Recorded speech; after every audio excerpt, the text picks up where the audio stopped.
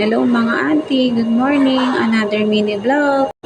Maaga nga po tayong gumising ngayon para makapag-jogging sa park. Eto nga, nandito nga tayo sa favorite park na malapit sa dorm namin. Sinuot ko nga rin po pala itong nabili ko sa online na Sammy Belt. Maganda nga siyang isinusuot pag nagja-jogging or nag-exercise kasi madali kang pawisan. Naku, sigurado pagkatapos kong mag-jogging, basang-basa na naman yung bandang tiyan ko.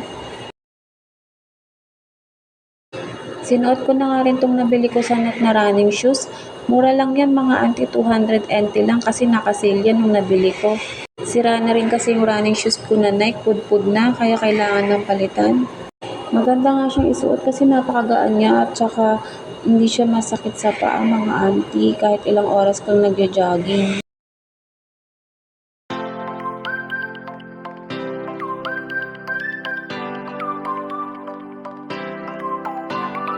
Naku, isang buwan na lang magwi-winter na, kaya pala yung mga puno nagsisimula ng malagas.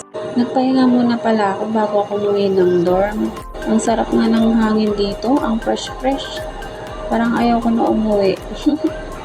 Pagka uwi ko nga ng dorm, dumaan na pala ako dito sa bilihan ng mga Pinoy food. Ayan, ang mga ulam na paninda nila. Parang laging nasa pistahan, kaya minsan nakakaumay na. Ang binili ko na lang yung ham at saka hotdog. Tapos nag-order ng kare-kare yung isa kong katrabaho. Kaya yun na lang ang almusal ko.